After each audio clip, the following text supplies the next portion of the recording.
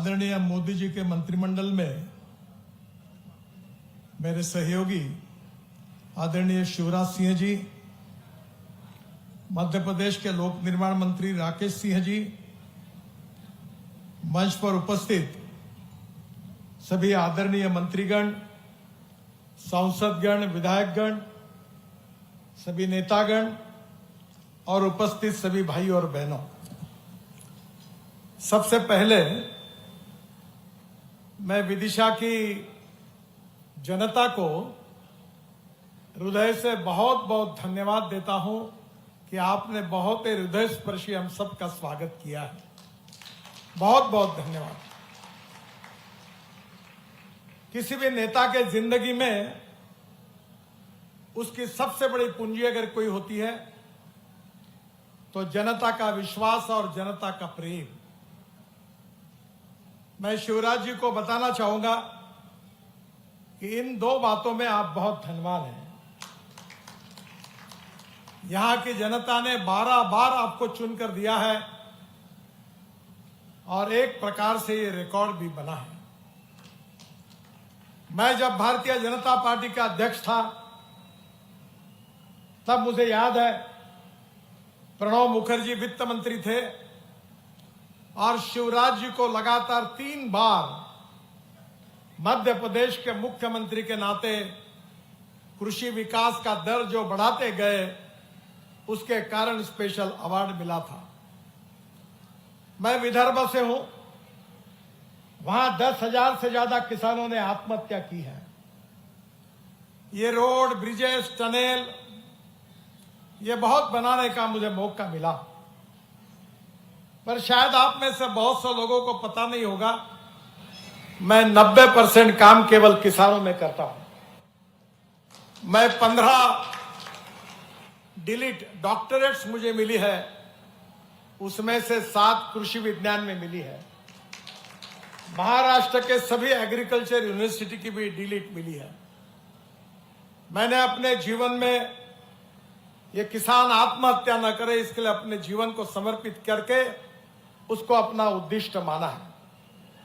और इसलिए मुझे इस बात की खुशी है कि मध्य प्रदेश ऐसा राज्य है जो राज्य ने सिंचाई में नए कीर्तिमान प्रस्थापित किए और आज कृषि विकास में भी लगातार कीर्तिमान प्रस्थापित कर रहा है।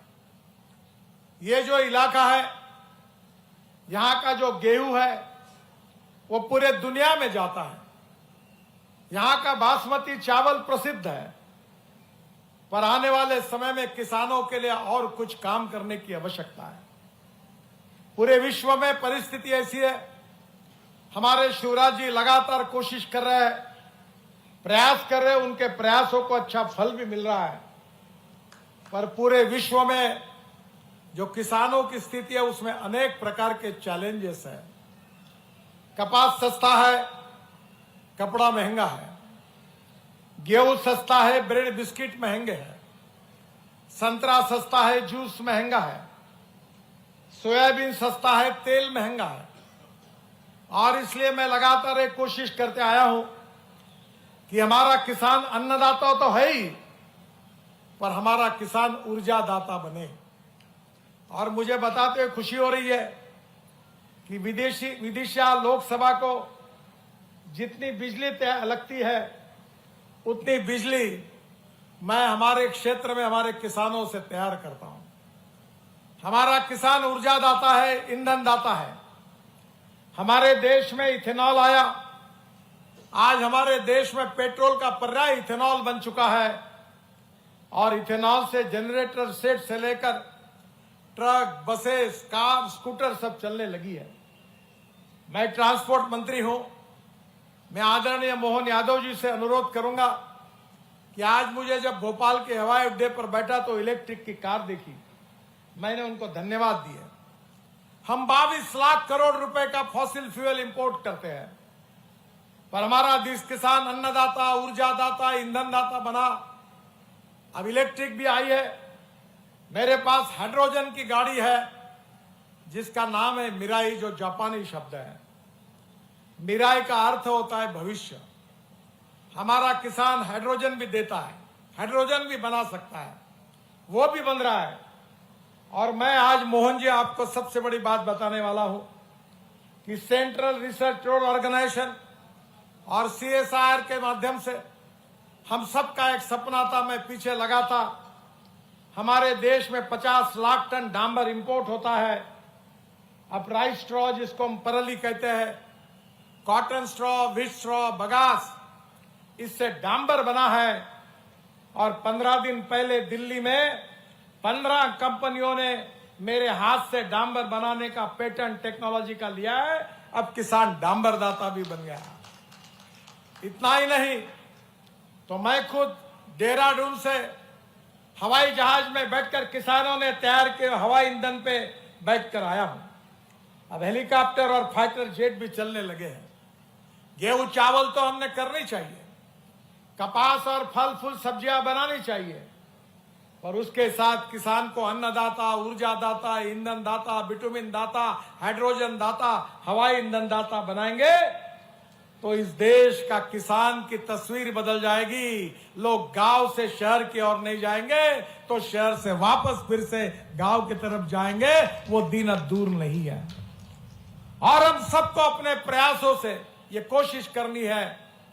और मुझे खुशी है कि शिवराज जी, उनके सहयोग से अभी हमने ट्रैक्टर लाया है।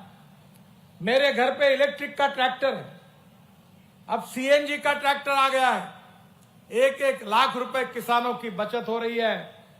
और शिवराज जी को मैंने कहा है कि हमारे हार्वेस्टर, हमारे ट्रैक्टर, हमारे जनरेटर, हमारे एग्रीकल्चर इक्विपमेंट, हमारे कंस्ट्रक्शन इक्विपमेंट भी किसानों ने तैयार किए हुए ईंधन पे चलने चाहिए। इसलिए मैंने उनका सहयोग भी मांगा है और वो अब तैयार भी हुए हैं। और इससे किसानों के लाखों की बचत होने वाली है।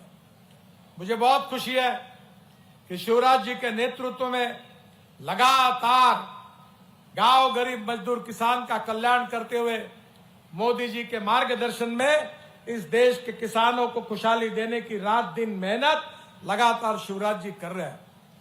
आज इस क्षेत्र में आते समय शिवराज जी ने मुझे बहुत सी मांगे की, मोहन यादव जी ने भी मांगे की, और हमारे राकेश सिंह जी ने भी की, सभी सांसदों ने भी की।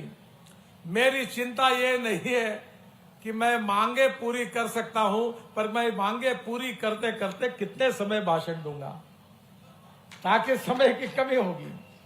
पर आप चिंता मत करिए, मेरे पास द्रौपदी की थाली है। खाने के लिए कितने भी लोग आएंगे तो एक भी आदमी भूखा नहीं रहेगा। सबको खाना खिलाने का काम हम करेंगे, ये वचन मैं आपको देता हूं। इस देश में पैसे की कमी नहीं है। मैं जब मुंबई में मंत्री था तो मेरे पास 5 करोड़ रुपए थे। मुंबई पुणे एक्सप्रेस हाईवे में 95-2000 की बात कर रहा हूं। ये समुद्र में वर्ली, बांद्रा और मुंबई में 55 उड्डान पुल मैंने बनाए। तो लोग मुझे कहते थे तुम्हारे पास पैसे कितने हैं। सरकार में भी पैसे नहीं थे, मेरे पास 5 करोड़ रुपए थे। मैंने 5 करोड़ रुपए में 6000 करोड़ के काम किए। मैं आपको बताता हूं, इस देश में पैसे की कमी नहीं है। देश में गांव, गरीब, मजदूर, किसान के लिए ईमानदारी से काम करने वाले नेताओं की जरूरत है। और मोदी जी के नेतृत्व में आज हम देश को विश्व गुरु बनाना चाहते हैं, वर्ल्ड की 3rd लार्जेस्ट अर्थव्यवस्था बनाना चाहते हैं, हमारी इकोनॉमी को दुनिया का सबसे ताकतवर इकोनॉमी बनाना चाहते हैं। और ये बनाने की ताकत हमारे देश में है। हमारे इंजीनियर्स पूरे विश्व में छाए हुए हैं, सॉफ्टवेयर इंजीनियर्स। मुझे जापान के प्रधानमंत्री को जब मैं मिला था तो उन्होंने मुझे पूछा, मिस्टर गडकरी, आपके सॉफ्टवेयर इंजीनियर्स के दिमाग में कोई मैथमेटिक्स के जीन्स है क्या? ये हमारे इंजीनियर की ताकत है। अमेरिका में, यूके में 10 डॉक्टर में से 6 डॉक्टर भारतीय हैं। और मैं अक्सर एक बात कहता हूं, जो बात बहुत महत्वपूर्ण है, आप लोग शांति से सुनिए, कि innovations, entrepreneurship, science, technology, research, skilled, successful practices, इसको हम नॉलेज कहते हैं, नॉलेज ज्ञान कहते हैं। और जो ज्ञान है, जो पावर है, शक्ति है, एनर्जी है, conversion of knowledge into wealth, यही हमारा भविष्य है। और दूसरी बात महत्वपूर्ण है कि कोई मटेरियल वेस्ट नहीं है, कोई व्यक्ति वेस्ट नहीं है, कोई मटेरियल वेस्ट नहीं है, कोई व्यक्ति वेस्ट नहीं है। It is depending upon the appropriate technology, it is depending upon the appropriate vision of the leadership that you can convert waste into wealth. और मैं दोनों बातों पर विश्वास रखता हूं। मैं अपने शहर में, नागपुर में टॉयलेट का पानी बेचता हूं, 300 करोड़ मिलते हैं टॉयलेट का पानी बेचकर। मैं अब कचरा बेचने लगा हूं। अब कचरे से 28 टन सीएनजी अगले महीने में उद्घाटन हो रहा है। और मैं ये मानता हूं कि हम संघ के स्वयंसेवक, विद्यार्थी परिषद के कार्यकर्ता हैं। मैं छात्र नेता था, मुझे पता भी नहीं था, मेरे पास ना कोई बायोडाटा था, ना दिल्ली मालूम थी, ना मुंबई मालूम थी। गांव में काम करता था, दीवालों पर लिखने का काम करता था, लाउड स्पीकर पर अनाउंसमेंट करने का काम करता था। पर जो हमारे प्रचारक मिले, जो नेता मिले, जिन्होंने हमें मार्गदर्शन किया, हमारी ताकत बढ़ाई, हमारा कार्य कर्तृत्व और नेतृत्व बढ़ा, वो मैं ये कहता हूं कि अगर नेता से ही मिलते हैं तो वेस्ट टू वेल्थ भी परिवर्तन होता है। और यही हमारी ताकत है। हमें देश के लिए काम करना है, गांव गरीब मजदूर किसान के लिए काम करना है, गरीबी, भुखमरी, बेरोजगारी को दूर करना है, किसानों को खुशहाल करने हैं, गांव को केवल शहर को स्मार्ट शहर नहीं तो हमें स्मार्ट विलेज भी बनानी है। मैं शिवराज जी को बताना चाहूंगा, वो हमारे ग्रामीण विकास मंत्री है। मैंने अभी एक स्मार्ट विलेज बनाया है, काम शुरू हुआ है। मैं उद्घाटन के लिए आपको बुलाऊंगा। 1000 मकान बना रहा हूं, 5 लाख रुपए का मकान है, कंक्रीट के रोड है, 24 घंटे पानी है, बिजली जिंदगी भर मुफ्त है, और स्मार्ट सिटी बनी है, कोई शहर में नहीं जाएगा। संभव है, ये सब संभव है, सब हो सकता है, और ये आपके कारण हो सकता है। आप देखिए, आपने शिवराज जी को चुनकर दिया, आपने राकेश जी हमारे मंत्री बने, मोहन जी मंत्री बने, मैं सांसद बना, मोदी जी प्रधानमंत्री बने। अगर हम लोगों को अगर आप चुनकर नहीं देते तो ये देश का विकास कैसे होता? ये देश के विकास का श्रेय मोदी जी को और मुझे, शिवराज जी को और मोहन जी को नहीं है। इस देश का विकास का श्रेय अगर किसी को है तो मेरे सामने बैठी हुई जनता को है। अगर आप हमको चुनकर नहीं देते तो यह तस्वीर नहीं बदल पाती। शिवराज जी, आपने तो यहां बहुत कुछ काम किया है, पर जब आपने मुझे बुलाया और आपने जो कहा है, मैं बिल्कुल आपकी बातों को नीचे नहीं जाने दूंगा। अभी यहां सबसे महत्वपूर्ण है कि ये जो कोटा विदिशा, ये जो हाईवे है 14,000 करोड़ का, तो लता जी ने मुझे पूछा मेरा क्या होगा। वो हमारे सावनेर में बीजेपी के नेता है, उनका संबंध महाराष्ट्र से है, तो वो बीजेपी का काम करने के पहले मेरे पास बहुत बार आती थी। तो मैंने कहा आप चिंता मत करो, अब विदिशा ही नहीं तो कोटा, विदिशा और सागर तक नया ग्रीनफील्ड एक्सप्रेस हाईवे 16,000 करोड़ रुपए का, इसको मैं मंजूरी घोषित करता हूं।